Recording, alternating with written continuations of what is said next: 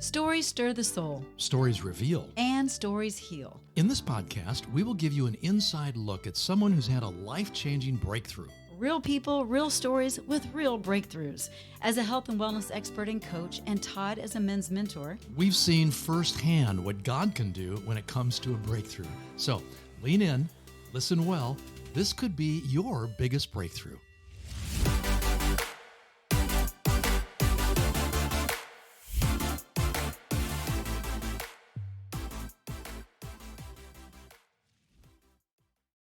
hello, and thanks for tuning into Your Biggest Breakthrough. I'm your host, Wendy Pett. I'm Todd Isberner. And we are excited to be here with you today. Yeah, you're going to really enjoy this episode and the story of Aaron Jennings. But before we get there, I got to ask Wendy. So if you believed you heard God say, Wendy, you and Todd need to sell everything. You need to pack up and head to the mission field. You think you'd do it? Well, I would say absolutely not. No, I'm just kidding. I would say, is that really God's voice I'm hearing? Yeah, exactly. I think most of us would react that way, but not Aaron Jennings and his wife. I want to say yes. You're going to hear about how he responded and his wife responded when God told them to do that and what the outcome was. And he's going to lead us into that story by just sharing a lot of stories about how he got to that place in his life, using common sense and supernatural faith and the lessons he learned along the way. Yeah, and he has several lessons along the way. He's had multiple lives, so to speak. Yeah. His journey unfolds, and I think you will find it fascinating and how he's leaned in and leveled up in his faith. Yeah, towards the end of the interview, you're going to sort of take an inventory with him about how you're using the things that God has placed into your life and whether or not you're taking it seriously enough so that you can do something about it. So today's guest, police officer to full-time missionary, actually was a motocross racer first. Yeah, pro. Well, you're going to hear that story. We don't want to give you all the details. And then he turned to a systems and strategy coach, which is what he's doing today.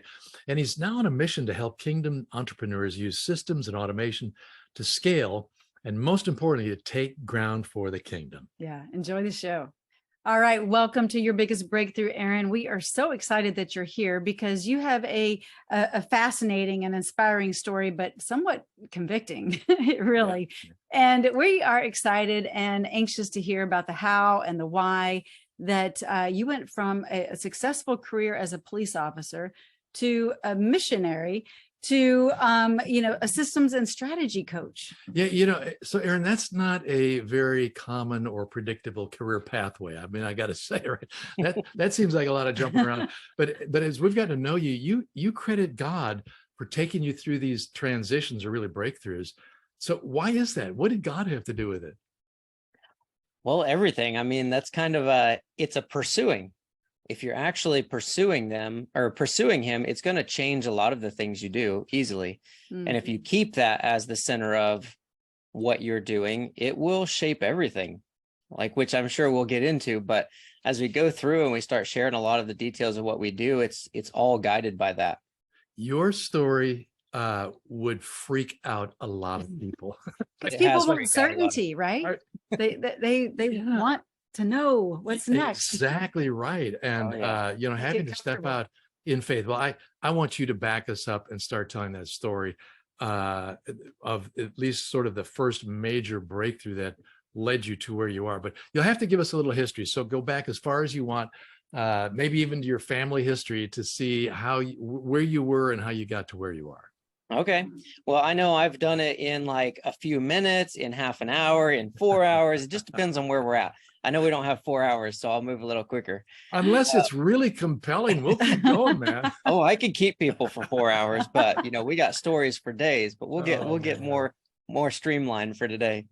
I was actually born and raised in a Christian home, so I grew up around religion, and not necessarily just religion. For me, it was like my parents were always very common sense and relationship, right? It wasn't like religion and school were the end all be alls. It was common sense and relationship with God. And so I remember I switched churches in 8th grade and my parents followed me because I went and tried another church and I was like, hey, you got to check this out. Like there's more happening here, and they followed me. So it was very much I kind of grew up with a seek God and see what happens type of a thing. And if he says do something, you do it. Wow. And I grew up in a 2,000 person town where a man's word was his bond. You know, you look somebody in the eyes and you shake hands and it meant something. And so I have a lot of that, right? That core belief of like, do what you say you're going to do. And if God says go or do anything, then you better be doing it. That's why you and Todd get along so well. He is very much that same mold. It's great. Right. What's interesting though, Aaron, is that some people would see those two thoughts or words as juxtapositioning. So when you say common sense, but then relationship with God, which means follow him where he tells you to go, it's like, and it doesn't seem like it's Right. common sense Wait a because minute. it's way out there sometimes. Can you just comment on that? Because people might struggle with, well, I use my common sense. I'm not going to just jump out and, you know. Right.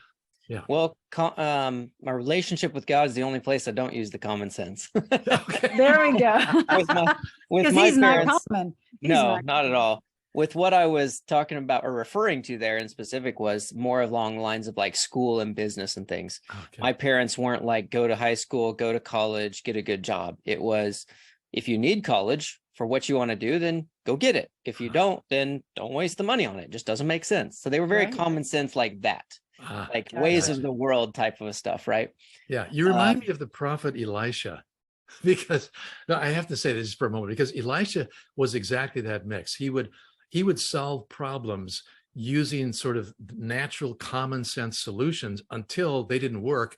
And then he would have supernatural solutions because God Right. would intervene. So that's Aaron Jennings, if you want. Oh, yeah. Right. Oh, we've had, and that is tricky for a lot of people, right? Because being in systems and strategy now, coaching in that space, everything is like streamlined, smooth, systematized, predictable, duplicatable.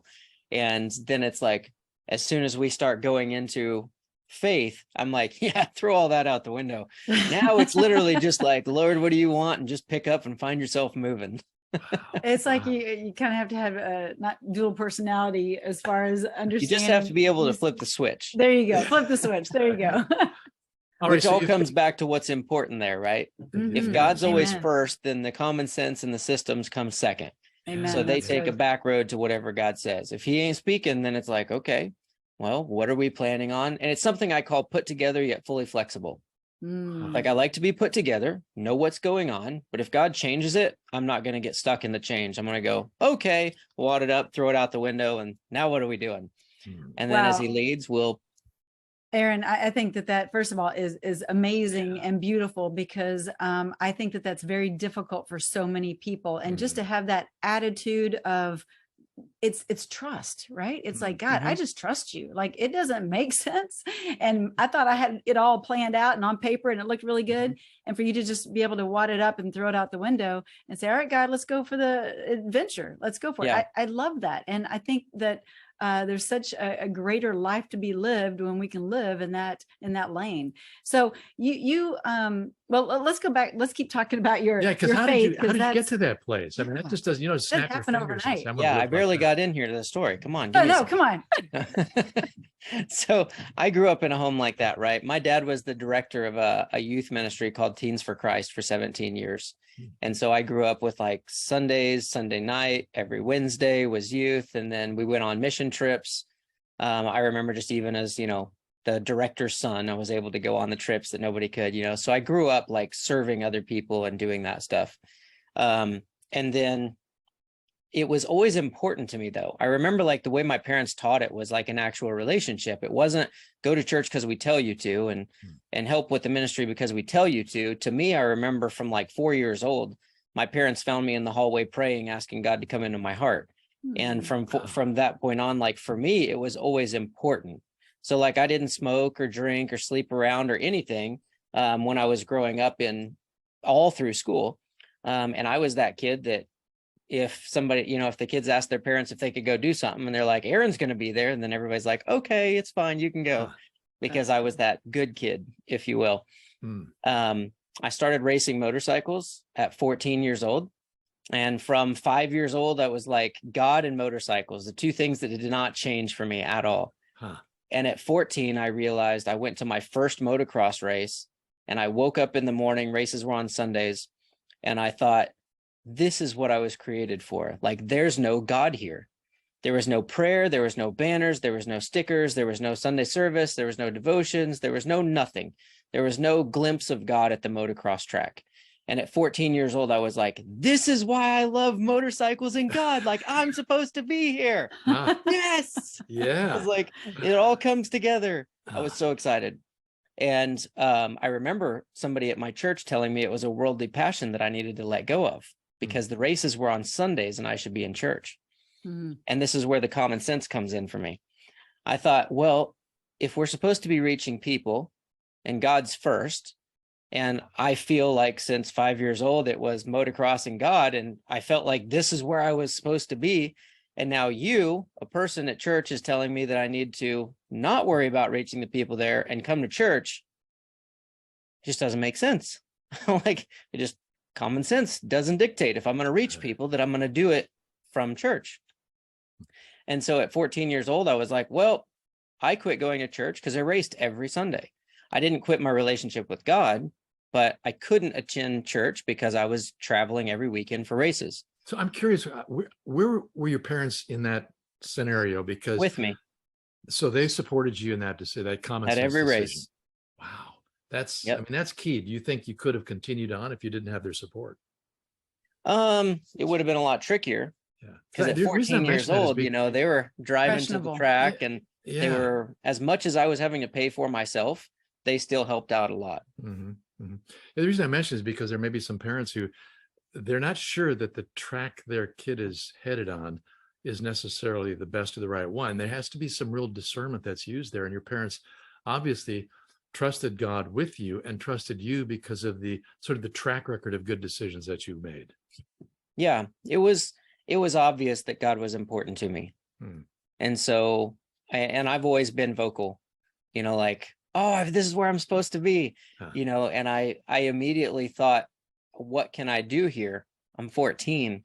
I have a limited budget. Like, my dad had me working from as soon as I got off school, you know, working and riding until dark, because he's like, if you're racing, you're paying for it. So I paid for my own bike. I paid my entry fees. I paid gas, like everything to get there. They helped out on surgeries because I couldn't cover that, but I had way too many of those to mention. But it was important to me, and I saw it as like, God put me here. How do I use it? And so they were behind me, and I started having stickers cut out, like verses cut out and put on my bike. They were just vinyl cut. And my first year, halfway through the season, I was unbeatable. I swept the whole second half of the season. Wow. And I ended up winning the championship my first year out. Wow. So I elevated my influence very quickly at the track. And then my second year, I only did half a year as an amateur, and I went pro. And so I was like, very quickly went from new guy at the track to everybody hanging out at my pit to, you know, which I was like, the faster I can gain influence, the faster I can talk Share about the gospel. Yeah, God, and I can show who I am to people and stuff like that. And so I had helmets custom painted at that point that had like a big Jesus freak holding the Bible on the back of it. And the verses on my bike were better. You know, I was only 16, but still, like, I had started making some money racing and things to where I could have a little nicer stuff. And so it was just elevating the influence and continuing to be there. Which is just, go ahead. I was just going to say, I love how bold you were and are, but were at even a young age. And so I think about your boldness and the level in which you had the opportunity to influence others. Can you share with us, because I'm sure you can, a story or two of a couple people that may have been influenced by you, and you were able to share the love of Christ because of where you were? Yeah, well, let me back up a little, actually. For the parents that you were talking about with the kids, if my parents, and I do this with my girls now, if my parents, or if I say to my girls, you have to be in church, you have to love God, you have to do it this way, I'm instantly going to go the other way. It's just a natural tendency to run the other direction, especially as you're young and you don't know what you're doing, right? It's like, no, I have to try it. And so my parents were very supportive, right, of letting me try things. My dad would tell me, he's like, if you do that, there is a chance you're going to get hurt, but you get to decide. And I'd wake up in the hospital. and he's like, didn't work quite like you thought, did it? And he like, lovingly did no. not say, I told you so. Yeah. Yeah, it wasn't like a don't do that all the time. It was a, you need to try things, you need to, you know, do this. And so because of that, I was able to talk to my parents You know, I told them, I was like, hey, like, how could we do this? Like, how could I do this? You know, and I remember the Christian Motorcycle Association showed up to one of the tracks, and I thought, oh, cool. Finally, you know, finally Christians are getting it. They need to be out here. But I went over there, and motocross is typically like 14 years old to mid 25 riding $6,000 motorcycles.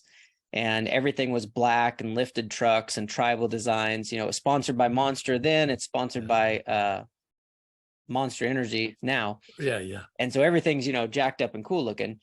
And the Christian Motorcycle Association showed up and was like guys in their 60s and 70s riding $80,000 choppers. And they brought a baby blue Easy Up, and they had a white table with an orange construction cooler.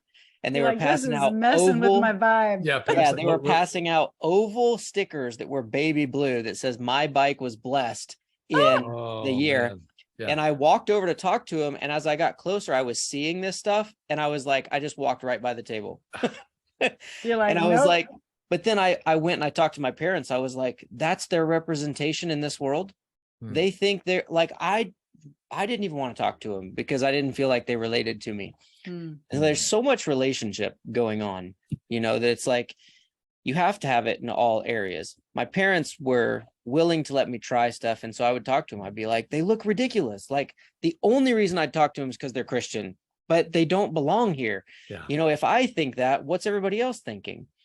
You know, Aaron, I love the fact that you loved motocross, but you loved God even more, and that God combined the two together. So you really wanted to do well in that sport, but you really wanted to represent Christ well.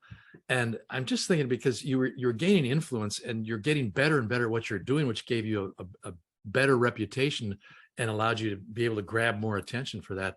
There are people who are in their jobs right now who sometimes feel like, you know, I think I'm at the peak right now. I don't really have that much influence. Just talk to them for a minute, because I see you just driving forward for excellence so that you have an opportunity to represent Christ. Can you encourage someone who's maybe not quite there yet? How do I go about doing that? Well, this all comes back to, like, at the beginning when I said it has to be driven by remembering that Christ is actually first. Because if you think your job's first, then there's no reason to overwork. You get paid to show up, just show up. But if God's first, it says do everything as though you're doing it for the Lord. Simple verse. It's cliche a lot, right? But it's one that I've held on to. So we do everything as though I'm actually doing it for the Lord. I really don't care what your opinion is, because I guarantee you it's going to be awesome. And if not, I'll make it awesome before we're done, because if I'm doing it for the Lord and you get to critique, well, that's fine. I can make you happy because I can make him happy. Yeah. And so, like, I've always looked at everything that way, and it has carried through jobs and everything else, but it is a constant remind yourself of what the word says and what you believe in. Yeah. Because for me, that is first, period. And it's important to me that anybody who runs into me sees that that's important and that's first. And I have to remind myself, because I've been sitting in jobs. I specifically remember, I think I was like 19 years old, and I got a job at a company where it was literally all women, and there was like 4 guys. There was like 300 women in this office. It was like an insurance company. And from day one, the guys had to wear a tie and slacks, and the girls could kind of wear whatever they want. They're wearing like jeans and skirts or whatever they wanted to. And then they changed the dress code for the ladies to where they had to have a dress or like a pantsuit or something on. And for weeks, they just chipped their teeth, just like, this is ridiculous, you know, complaining. And the whole time I was like remembering, like, the Bible talks about do everything as though you do it for the Lord. I'm getting paid to be here and do the job. I'm going to do the job. I'm not going to complain about the job. If I don't want it, I'll go get another one. And so they were just chipping their teeth the whole time. And then one of them asked me, like, Aaron, what do you think? I'm like, I had to wear slacks and a tie from day one. If you don't like it, go get another job or put on a dress. I mean, I really don't have anything else to say about it. And never asked my opinion again. Yeah, right. But it always come back to me of like, if God's got me here right now, how do I do a good job for him, not complain about everything? Yeah, because God is a God of excellence, and you represent that level of excellence and how you show up with serving others and with your work that you're doing now. But you were working for a while as you're talking through careers as a police officer. And so let's talk a little bit about that and your level of excellence there. And I believe you met your wife in that field as well. So let's kind of go into that direction. Yeah, I mean, it's interesting. I mean, you turned pro, correct, in motocross?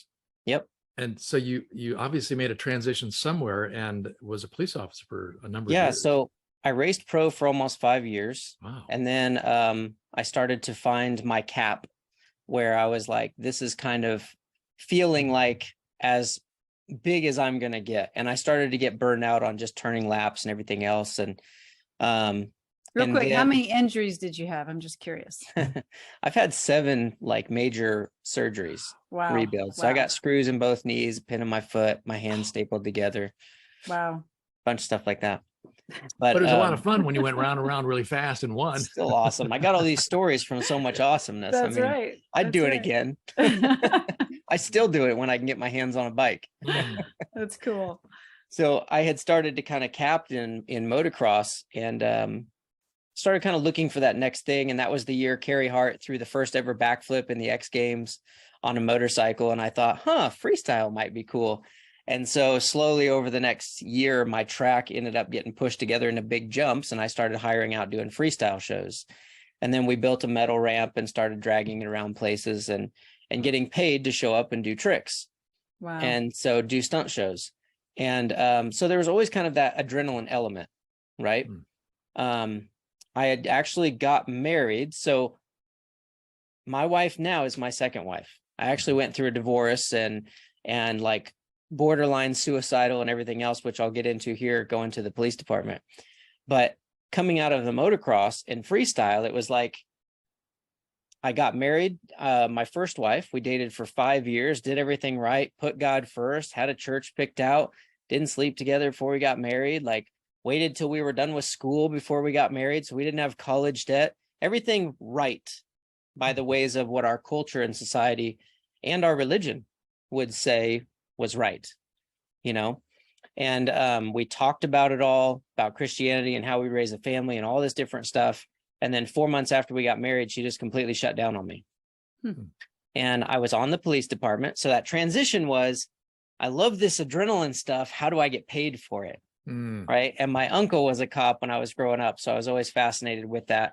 I've always had a passion to help people. So it was kind of like, hey, I can do these dangerous things and get paid for it and help people all at the same time. It's a way that I can work this into adult life, if you will. Right. And so I got on the police department and got married shortly after. I think I was like 23, 24 years old, somewhere right in there. And then I was on the police department for 5.5 years. And so that transition was really like chasing that adrenaline. You know, you kind of asked, how do we get from motocross to that? Yeah.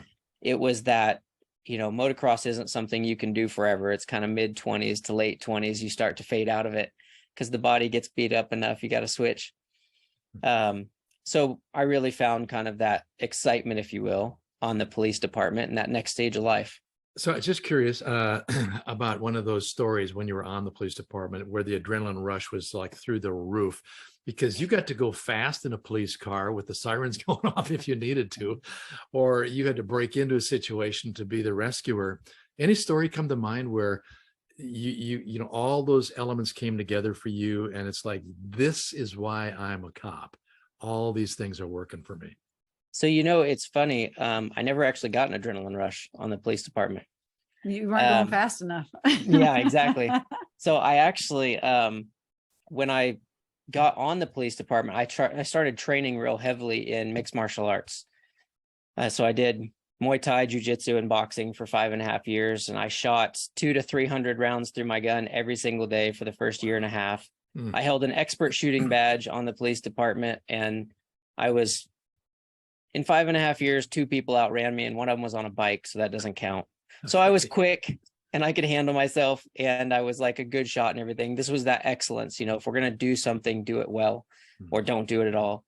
But with all of that, everything I was going through, exactly right. We'd have 100-mile-an-hour car chases through neighborhoods that were like skinny streets.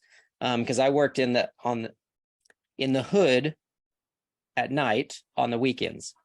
So I didn't want to write tickets to hardworking people. I got in it to stop guns and drugs and things like that. So that's where I was at. I came out of the academy and went straight to the hood at night. But we had 100-mile-an-hour car chases, and the first 2.5 years, it was 5 or 6 times every single night. It was pulling guns, car chases, foot chases, fights. It was just back to back all night long for 2.5 years. Wow. And I never got an adrenaline rush. And I remember one morning I'd actually gotten a fight over a gun in the front seat of a car. A guy tried shooting me one morning, and I still was just level-headed the whole time. We were fighting over his gun, and he took off while I was half in his car. And so I had rolled off the back of the car. We had this big car chase. Everybody goes, "Oh man." I was like, it was awesome. But I never got an adrenaline rush from that either. And one night I was at the hospital for something. I was actually talking to one of the doctors there. I was like, "Hey, curious. I've never gotten an adrenaline rush, and I've been in a fight over a gun and car chases and everything else, you know?" And he's like, "Well, let me ask you something. Did you do much adrenaline stuff when you were growing up, like exciting things, this and that?" I'm like, "Well, yeah." I raced pro motocross for almost 10 years between freestyle and this and stuff. He goes, "Oh, okay." So he says, just like anything else, if you work out, you get stronger, right? The more you work out, the more you can do. Adrenaline's the same way. You have a natural ceiling to it. And if you push that, it raises, right? And then you keep doing stuff. If you push it, it raises. And then the problem is most people, when we're younger, we raise that adrenaline, that excitement. And then as we get older, we stop doing things and we never touch anything exciting again. He said, even while I was doing all of those things, I never pushed it to the point where I felt like I was out of my element. And so he said, if you've never gotten an adrenaline rush, it's because you've never felt like you were in danger. And he's like, but trust me, if you ever feel like you are, you will find that ceiling, it will push through it, and you'll get the dump that you need to move on. But then he made the statement, which is kind of like what you just asked. He goes, honestly, sounds like you're kind of made for this. And I was like, as I started looking around from that point, there's a lot of officers that freak out. You know, there's a lot of people getting a fight over a gun and they think, oh my God, I almost died. And then they carry that the whole rest of their life, or they're not able to do their job, you know? And for me, it was just like, woo, that was fun, exciting. Yeah. I win. Being a level-headed police officer is what we want.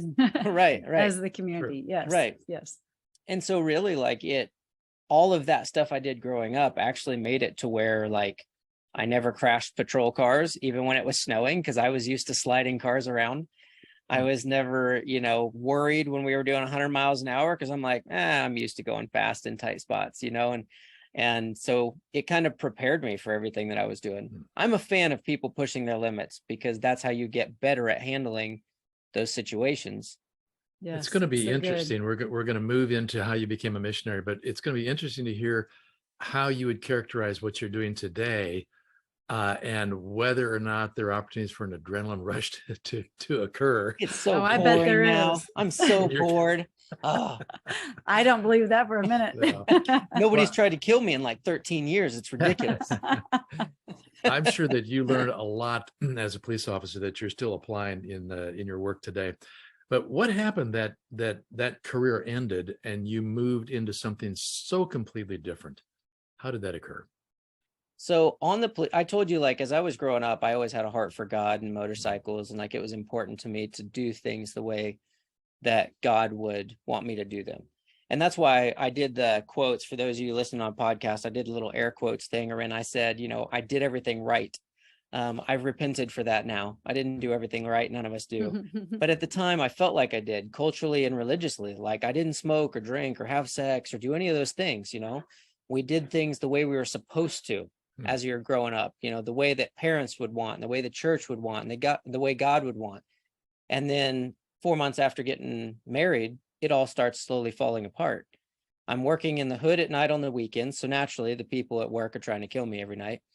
And I was okay with that.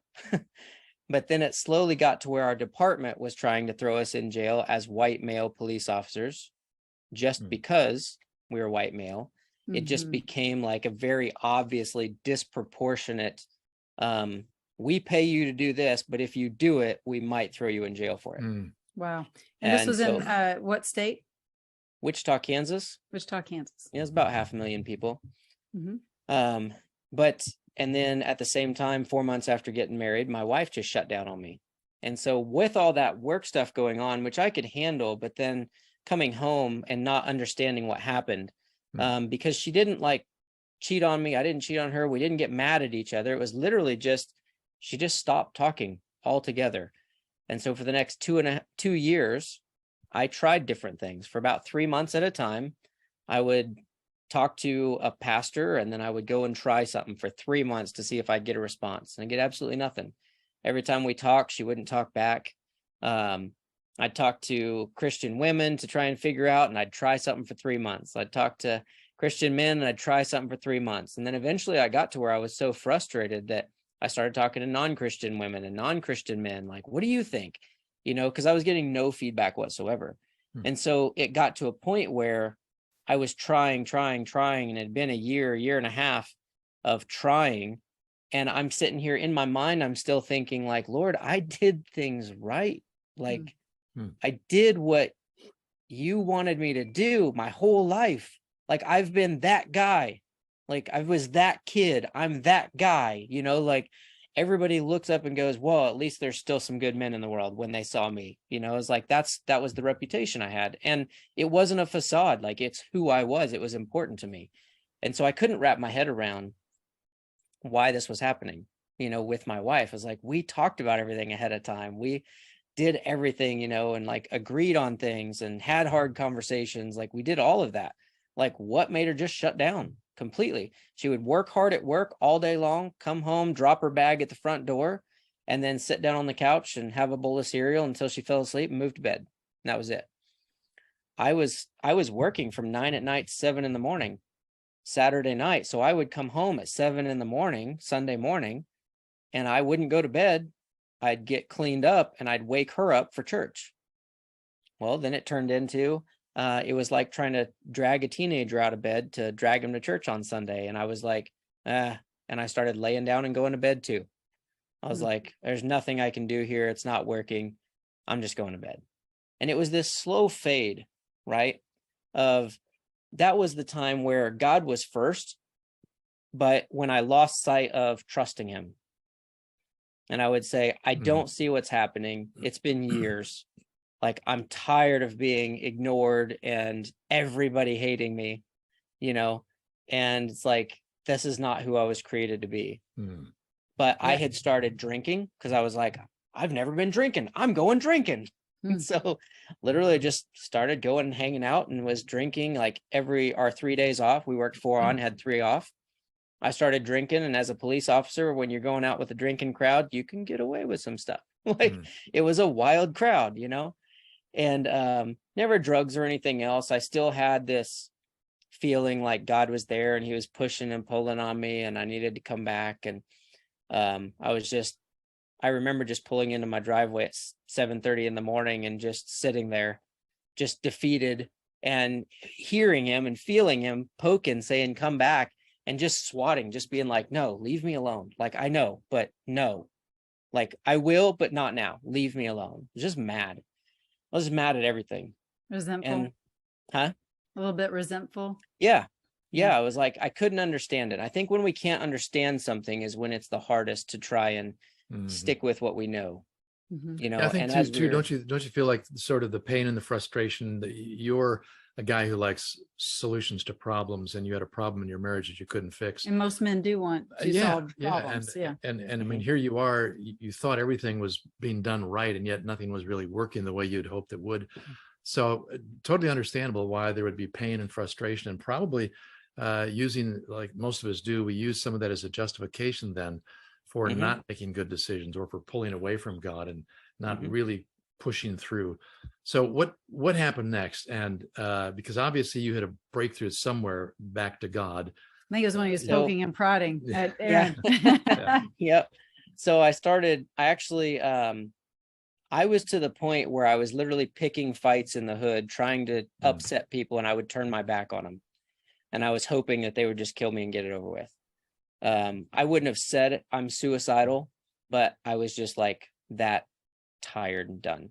Right. And I remember literally like somebody walked up, like me and my wife at the time, we were walking through the mall, and another officer I hadn't seen in a while walked up and he said, "Jennings, how's it going?"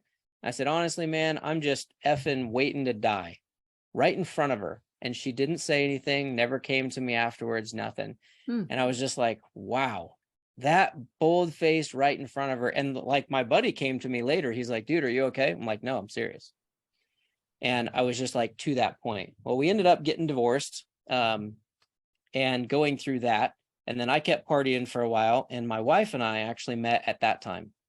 She was on the police department. She was in my party crowd. And so she was not a believer when we came together, and she didn't know Christian Aaron at all.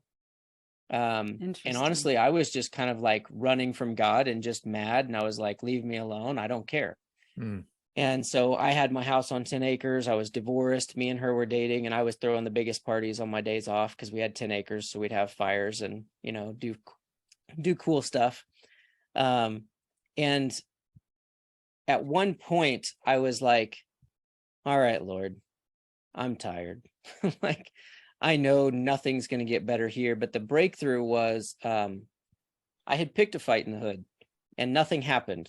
And I got back to my car and I was sitting there and I was disappointed that nothing had happened. Right. I was like, why won't somebody just get this over with for me? You know? And that's where I was mentally with it. And so I was like just tired and done. Right. And at that point I was thinking, what was I thinking? Oh, I was like, lost my train of thought. Sorry. I was literally sitting there in the dark in my patrol car, and I was mad just because nobody would end it for me. And it kind of sunk in that it was like, I'm going to end up dead in an alley somewhere. And I thought of like my whole life before that and how important God was, and how I'd done like ministry in motocross, and how reaching people was my passion, and reaching people is what I was created for. And I wanted to be a cop to help people and stuff. And now I'm sitting in my car mad because this person wouldn't kill me. And I was like, I'm either ending up dead in an alley somewhere or something has to change. And like, I was like, I'm made for more than that. I still got more in me. And like, that's kind of what I thought. And at that point, that's when the next challenge starts, right? Of now what? Well, Aaron, I got to stop you really quickly, because someone listening right now has been in a similar place, maybe not the same circumstances, but the same similar feeling or place. And you just going through that moment of, wait, I've got more in me. I mean, that's a breakthrough moment. And so if someone's listening right now and they're kind of still in that place, there's hope. You know, just pause and listen to that still small quiet voice and remember who you really are, and your identity in him. But it's interesting to me that that you would go so far off the opposite direction from how you started, because of I guess because of your wife's non-response, and just how your life was looking there at home and how you couldn't fix it. And so I kind of want you to speak to that, because again, men are wired to want to fix. And when men can't fix, does it just kind of start to wear you down like that? I mean, this is kind of a random question, but you know, just talk a little bit about that. Your passion is to fix, your passion is to help, especially when it's like your spouse or your girlfriend. We're wired to be protectors and to take care, right? And especially if we think we're doing things right and we get no response whatsoever, it's going to slowly just wear you down and drag you down. But the problem is, most of us trying to fix, we're trying to fix the wrong thing. There you go. Trying to fix her instead of fixing me. Amen. Right. And I still don't know how I could have fixed myself any better at the time. But at the same time, if I was doing everything that I could have to keep my eyes on God and fix myself, then would I have had that slow fade the other direction? Probably not. I am huge on extreme ownership. So I look at myself and I'm like, hey, not feeling bad. I'm just looking at how do we fix if we want to fix? Where do we fix, right? You can't fix other people. You can't change the government. You can't change anybody else. You can't change any of that stuff. You can change the way you look at it and what you do in it. And so at the time, you know, that's my journey I'm going through. I'm not looking at those right spots, right? And I'm not saying everything was her fault. Everything's two-sided, period. Sure. I guarantee I was doing stuff, I just couldn't figure out what it was, and so it led to where we are. I have no regrets. I have no pain and shame that I hold on to. I've made peace with everything and I've moved on. I share my story. It doesn't matter to me whatsoever, because I know other people are in the middle, right? They're in that spot where you can't see it. And it always comes back to working on yourself, period. And then the Bible says, where there's no vision, the people perish. Right. I had lost any vision of a future. It was like, I got the job, I got the house, I'm married, we did everything right, and now here's the end. It's like you're unhappily married before you ever get divorced, and this is it until I die. That was the vision I had. That was it. And I was trying to change her so I could change the whole situation. And the focus was her, and the focus was the job, and the focus was the department and the politics and everything. It wasn't, what can I do about it? Yeah. With her, I was doing what I could do about it for a while until I gave up, but I didn't change the job or anything else. And you can anytime. You can drop a job and get another one anytime you want. It doesn't matter. None of this matters. What matters is like where we're going in that vision. And so that breakthrough where I was sitting in the car and I thought, I'm dead in an alley somewhere, or something has to change. And I thought, I was made for more than this. It was getting the right vision back in the forefront. Yeah. I looked back at my life and I was like, that's what I was created for. That passion, that zeal to go out and reach people and not care what anybody thought, the church or anybody, it was just to go and put people first. And that's not what I'm doing anymore. Now it's all focused on me and what she's doing wrong. And that was my mindset, and that was my picture. And so when I changed the picture, then it was like, what needs to happen? And so then it was like when things started changing. So my wife and I, my now wife, we had a hard conversation because she had grown up 27 years Catholic. Her dad's 100% Italian. So like they're Catholic, period. And she didn't really know why. She just was, and I had really, honestly, like when me and her got together, like I said, I was not in a good place at all. I didn't expect anything. I just expected to just run from God and be ticked at life for a while and then just figure the rest out as I got there. I was not expecting to get together with a girl that I would try to keep. And, it sounds bad saying it that way, but that's the way it was. And I'm sure people are feeling the same way right now in certain situations. So it's like, there's nothing wrong with what you're thinking. It's where you're going. And so I had to have a conversation with her and I was like, hey, I need to get back to where God's first in my life. And a lot of the things I'm doing is not stuff I should be doing. I was like, I have to be changing those things. And she's like, okay, to her, she's like, I don't know what you're talking about. Okay, it sounds great. Things are going to be better. And so it led to more conversations, and one of the conversations we had was, we've talked about marriage in the future. And if that's even a talk about, I was like, God has called the man to be the leader of the household, the spiritual leader of the household. And I cannot be the spiritual leader of a household that's going to the Catholic Church. I said, there's some core beliefs that I just don't agree with. I say just personally, and I say, I'm not going to a church, so I'm not saying give up yours and come to mine. I was like, I'm saying we need to find a middle ground that we together could build a life and a family on where God is at the forefront, period. Above your church, above my church, above any of these churches. It has to be built on the word.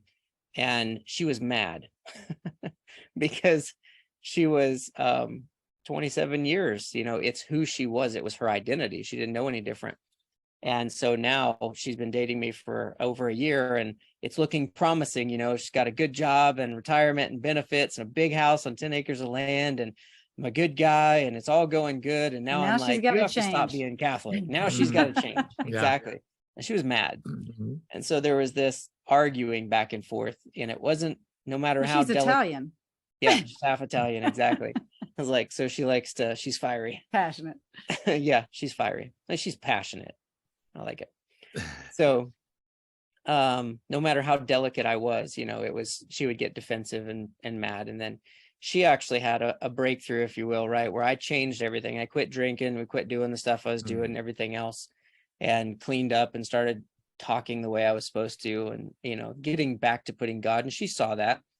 And she came to a point where she said, I realize that in order for us to continue, we're going to have to change some things.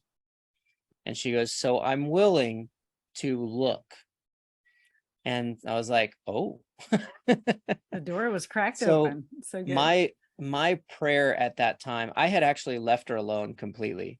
And I was like, I didn't respond to questions. I didn't have conversations. I didn't try to explain anything. I literally got to the point where I left her alone because you couldn't change the other person, right? Something I learned from the year prior. I just worked on myself. And every time she came to me with a book or a question, I was like, hey, if you can show it to me in the Bible, I'm 100% with you. I was like, I don't know everything. I'm not going to claim to. If you can show me in the Bible these things that the Catholic Church believes, I'll go be Catholic with you. Just show it to me in the Bible.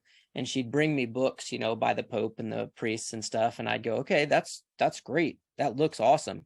I'd flip the book over and I go, it was written by Pope so-and-so. He's preaching from the Bible that we say we're reading. So could you show me where that is in the Bible? Because I'd just love to see like where it's at. And I just left it at that. It was always my pusher back to the word, and then just model what it looks like, and lead properly. And so she actually had an experience with God herself. So cool. You know, Beautiful. God reached her.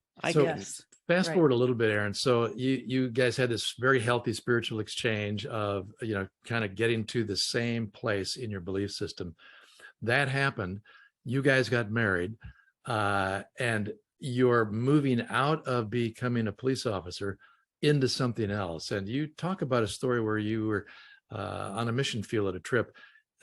Bring us up to that place, because I think what happened there led you to a whole nother place that most people listening right now would say, well, how did he go from being a police officer, divorced, miserable, you know, just kind of turning on God? Then he meets this person. Now they got to go through this whole exchange of getting her to the same place. And then he's on the mission field. So what happened? So from that point where she had an actual encounter with God, it happens so much quicker when God gets to do it. When you force somebody's transition, you know, force them to say that prayer so that they can be saved, it's like it's not saying it's not genuine or anything else, but naturally, like, we're doing what we can in our own flesh, you know, in our flesh, but it's like when God grabs a hold of somebody, like 5 months later, the month of May, we quit the police department, sold the houses, got married, and left the country as missionaries in 1 month, the month of May. That's a pretty extreme change. God is an accelerator. It's an accelerator. Yeah. So like she was, you know, she just was done drinking. She was done like with everything. Like the Holy Spirit had an encounter and it just changed. And so then it was like both of us were just, I had been praying. I was like, Lord, I need a change. I don't care what it is, but right now is not healthy, like nothing here. And so I'm game for anything that you do. Let's just do something, because, you know, I'm in, but man, there's too much here that drags me down, drags me backwards. And I don't even want it there. And so to me, again, it was that God first. It wasn't the house, the retirement, the benefits and everything. It was my dream house. None of that stuff. It was God first. And he said, when I was, okay, I actually have to back up to go forward. All right, well, this may turn into a 4-hour podcast. I told you, I'm sorry. How much time do I have left? Because I'll expedite. You're out. No, I'm just kidding. Dang. But let's. So jumping back a little bit, before my wife and I had that conversation, I was ready to turn my life and get back where God first. I was like, Lord, you know, whatever. I was sitting in my patrol car. I was filling out paperwork. I had the radios turned down low, and it was like somebody turned the radio up loud. And it was like calling all carpenters, handyman, sheetrockers, and I did all that stuff growing up. So I turned the radio up, and it was an 8 Days of Hope mission trip going to Nashville to rebuild from the flood. And it was literally like less than 2 weeks away. I had less than 5 years on the department, so I'm still rookie status. And I worked Friday, Saturday, Sunday, Monday, every weekend, and it was over Thanksgiving. And so I was like, felt like God was saying, go to this mission trip. And I was like, I'd have to get Friday, Saturday, Sunday, Monday off, and the next Friday, Saturday over Thanksgiving weekend in rookie status. You don't get weekends off. But I was like, I know how this works. If you want me there, let's go. And so I went in and I told my sergeant, I'm like, hey, I need, like, not this weekend, but next weekend, I need that Friday, Saturday, Sunday, Monday, and the next Friday, Saturday off. And he just laughed. He's like, get out of my office. I'm like, just do me a favor and check. And he's like, yeah, okay. And he called me in later. He's like, I don't know what's going on, but we're fully staffed. So I guess if you want off, you can. I was like, yeah, I figured. Write me down. So I went to this mission trip, and I slept in the cab of my truck, just put God first, ignored everybody else. I had such a bad attitude still at that time, you know. The first 3 projects I worked on, God was working on my attitude, and the 4th one belonged to a pastor from Thailand. And so 6 months, 8 months later, 6 to 8 months, somewhere right in there, during that time was when I was turning things around, and my wife and I were having these conversations and getting God first. And God said, sell and go to Thailand. And I was like, okay, but if at all possible, I would love it if she could come with me, because we were arguing at that time when God said, sell out and go to Thailand. And so I just kind of like felt it out one day. I was like, what would you think if we, I don't know, quit the job, sold everything, and just went and traveled the country? And she goes, that might be fun. I was like, oh, it might work. So that was when I was literally like just praying for her and just pushing her back to the word. God had that encounter with her, you know, and then we changed things and took off as missionaries. So we had sold out and quit everything, you know, and put God first and took off. And at that point, or since then, I guess, we've added the 2 daughters, and we've been to 11 countries and lived in Thailand. And we moved with one-way tickets to Thailand. And when we got to Thailand, we found out a Buddhist lady had built us a place to stay and was going to let us live there for free the whole time we were there. Wow. But I mean, nothing goes as planned. No, Yeah, right. And but just your level of faith, especially in the season, the latter season of, I mean, you had it early on, and then you kind of dismissed your faith for a while, and then you caught fire again, and just, man, the way God has just moved in your life, and how just your obedience is you know, just creating a ripple effect, because I know that you have inspired so many just by being obedient and doing what you're doing. So now, you know, you're no longer a missionary, but now you are on a mission to help others with their mission, and to help them earn an abundance, right, that God wants for them. Because you have always wanted to help people, but now it's in systems and being a strategy coach. I mean, so, that's like out of left field too. This actually came from missions. So that we sold everything, quit our jobs, left the country as missionaries. 7 days later, we were standing in the slums of Kenya. And I remember there was people living in trash igloos. And there was a guy literally laying there in the mud outside of his trash igloos and mud houses, and he was dying. And I was like, what's going on with this guy? And they're like, well, he's dying, but the government won't do anything and nobody has any money. And we had met 12 other Americans there, 12 or 14, I forget. And we were able to scrape together $260 and fed 50 people in the slums for 2 weeks.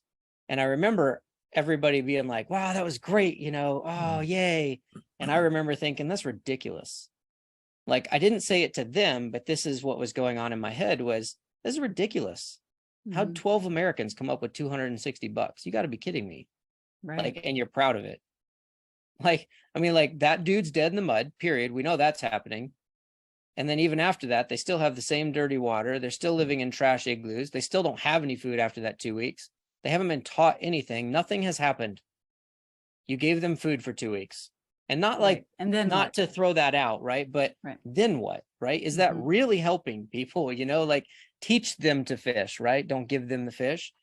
And so I remember thinking like, how do we do more? Like, what if I was standing here as the rich missionary instead of a broke one?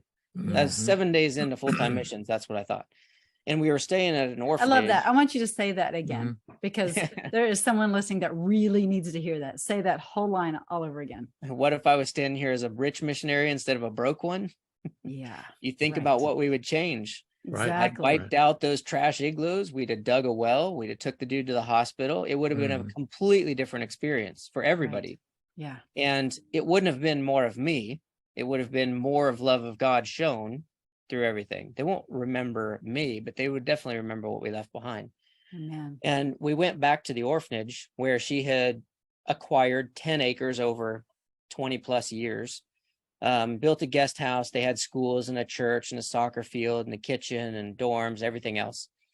And she was trying to get one of the ladies in our group to take over because she wanted to retire. And I remember thinking, what if she can't? And then as we continued into our missions, I thought, all these missionaries are being taught to raise your 2 years support, go do your mission, and then when you're done with missions, go back to working. Go build your family and your life and then retire. And I just thought, what if she can't find somebody to take over this 10 acres? The 125 kids she's rescued from the streets go back to the streets. The government snatches her land back. The locals don't know how to do anything. The locals, after 20 plus years, would sit there and wait for the next round of missionaries to come in with stuff. They'd cheer, dance, put on a show, and then they would sit down and wait for the next ones. After 20 plus years, that's what they knew. And I knew nothing of systems and strategy at that time, but that's what sparked it. Because I thought, what if she taught the locals how to do this? What if her plane goes down when she's flying back to fund this thing? They don't even know. They're just going to eat the remaining livestock they have, and then they're headed back to the streets. Like, what if they learned how to use this many chickens to reproduce, and these for eggs, and these for eating, and these for selling? Like, what if they knew how to create their own money through market and their own food through what they were growing, and they could sustain themselves? Then they wouldn't need the Americans flying back and forth. And sustain Like, generations to come. Yeah, like, what if? And then as we went through missions, I realized it's what all of us do. And we're capable of more. God's called us to multiply, but we're not really taught that. We're taught to be obedient, but we're not really taught to multiply much. You know, I was obedient to move to Thailand, but there was a lot that I could have done with all that time and resources that God gave me while I was there. Doesn't mean he's unhappy or anything else, but it does mean that if I was focused on him and what the Bible says about multiplying, I could have done more or left it in a better spot, or reached more people, or taught more people to reach more people, make disciples that make disciples that make disciples. This is a recurring thing, right? It doesn't stop with you just going and helping and then coming back. It's they're supposed to continue on. And that's really what spurred the system's thought process. I think that's great because, again, you're seeing these problems that for the locals seemed unsolvable, but God has gifted you with common sense. God has gifted you with a passion to make Christ known and to put God first in everything. And so the pragmatic part of you starts to take over, which I think is just a great way to do missionary work anywhere we are. You know, see the need, put God first, bring practical solutions to it, depend upon God for all of the things that you can't do on your own, and go make it happen. So you went from the mission field determined that I'm going to bring in systems and processes and figure out ways to help people help themselves.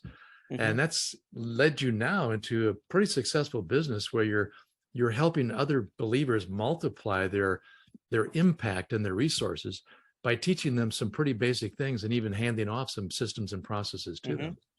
Yep, exactly. So it all spawned there from, what if we could systematize missions to where they were duplicatable? What if I could teach people how to go and do this in other parts of Thailand while I'm here, right? What if I go home and it continued, right? Like, and I thought about that across all missions. And that was really like the driving force. And then as I continued to learn and continued to grow, I realized everything I knew about what God says about money and multiplication was wrong. I was brought up, save, skimp, try to get by and live, you know, meager and protect. And it was always under the disguise of stewardship. But it's not talked about in the Bible. Saving is not a good principle. It's actually used as like a punishment, like poverty will come on you from laziness, you know? And like when I started learning this stuff, there was so much of it that I was just like, whoa. And as I started learning, like, when Jesus was born, he was instantly a millionaire. You know, the gifts that were given, the gold, frankincense, myrrh, they estimate to be worth $3 to $5 million. And there's so many of the stories that would have made more sense. Like, why does Jesus have a treasurer if he doesn't have any treasures? You know, I mean, like, the fact was money didn't matter. Just like our work doesn't matter and our money doesn't matter and these possessions don't matter. It's worldly stuff. We should use it to multiply the kingdom, which is what he did. He gave and he did things, and then he gave it up and left to go do his ministry because it didn't mean anything. God said go, and he's like, okay. He left it all and he went. Right? What if we did the same? Yeah. What if we use the tools? Yeah. You know, what if we did the same? That's a good That's point. right, Aaron. Well, I'm so impressed with, just how God doesn't waste anything, right? And it's displayed through just the journey of your life and how it's brought you to such a time as this to help multiply in a different way with Christian entrepreneurs so that they can go and do what they need to do, but be able to have the resources so that they can help and be of assistance. And I love that all that got spurred along the way. And you're very much a systematic guy in the way that you think. And I know you've worked with Todd, and it's just been a beautiful relationship, but how you have systematically planned things out. And you've done this for many businesses and many, different people across the country. And it's awesome because I know your heart behind it. And it's making a big difference. Well, and again, just thank you for inspiring us to just keep God first. If you put God first, all this other stuff is going to make sense and it's going to work out and it's going to drive you. One quick thing from you, Aaron, you mentioned that a lot of times you'll tell people or encourage people that you need to take what God's given you seriously enough so that you'll do something about it. What do you mean by that? What are you doing with the stuff God's given you? Because simply put, answer that question. I mean, if we just look at everything, what are you doing with it? Which is your time, your car, your, if you've been given a position at your church, if you got a home group, are you showing up 15 minutes beforehand, reading over something and winging it? Is that what you do with what God gave you? Your time, are you blocking it, paying attention to it, respecting it? Using it efficiently so that you can get things done that God has laid out for you to do? Or are you wasting it running around chasing fires all day? When God gave you money, are you multiplying it? Are you doing anything with it? Or are you literally just burning it on whatever jumps in front of you for the day? Like, look at everything. I look at my daughters and I'm like, how am I stewarding, if you will? How am I treating that, right? As that is a resource that was given to me. Yeah. We live in Fort Myers when the hurricane hit. We were on the beach the next morning before a lot of the EMTs and fire trucks were down at the beach. My girls were walking the beach with my wife, and I was walking through buildings just seeing if anybody was stuck. They are not foreign to the idea of helping people. The little one turned 7 months old, I think, 7 or 8 months old, in the hill tribes of Burma, north of Thailand. Wow. Because God gave us brains. So we gathered some stuff together and we found the right people and we made our way to Thailand, and we took shoes to people that didn't have shoes, and we put on a Bible camp for people that hadn't even seen tourists before. Yeah. Wow. That's amazing. Like, what are you doing with what God's given you? Yeah. What are you doing? If it's actually a serious question. Yeah. You've been put on this earth not to just do stuff. Yeah. So if you've been given something, do you take it serious? Well, I think that's a question to end this podcast on, and you may be convicting a few people listening. You might be convicting us a little bit, but it's so good. And I love that God is using you in a powerful way. How can people find out about you and what you do? Where's a website that they can go to? Just friend me on Facebook or fastscalability.com. There you go. Fastscalability.com. That's what I was looking for. So if you are an entrepreneur and looking to take things and multiply in a greater way, then reach out to Aaron. But Aaron, we love your breakthrough stories, because it's not just one, but it's stories. And thank you for just sharing your heart and your authenticity with us. And God bless you. And he's got so much more for your journey here. He's not done with Aaron yet. Nope. I still got more in me. That's right. Thanks for using what he's given you. Yeah. All right, man. Blessings. Thank you so much. Thanks for having me in, guys. Have a good one. Take care. You too. Okay, that's great. Is an example of just going for it, really. And yet he's also example of being just human. Like we all get in those stuck places at times, and we need to remember who we are in Christ, and he's got God first. We've got more. And you put God first in everything. I mean, in motocross racing, he put God first, and God gave him influence to being a police officer, to a full-time missionary, to now running his business and helping other entrepreneurs. Yeah. And there's something to be said about, towards the end of our interview, the inventory that we started to go through together when he's asking us to ask ourselves, how am I using, and then fill in the blank, my money, my time, my relationships, am I using these for God's glory and for good things? Yeah. And speaking of good things, we believe it's a good thing that we're sharing these stories with you, these breakthrough stories. That's why we love bringing your biggest breakthrough to you. And thank you for tuning in. But we're also very passionate about breakthroughs in other ways with what I do with Visibly Fit, with helping women break through in their health and their wellness and mind, body, and spirit. And Todd, you help men break through in different areas through fitness, faith, finances, family. And you really love to mentor men. And so if you are in a place where you want to have a breakthrough in those areas, then reach out to us. You can email me at wendy@wendypet.com or Todd at toddisburner.com. That's right. And we'd love to hear from you. So get in touch. Thanks so much for tuning into this episode. We will catch you next time. Take care. Head on over to yourbiggestbreakthrough.com, where you'll find some free resources and information and a place where you can comment, and we would love to dialogue with you there. So thanks so much for tuning in, and we'll see you next time.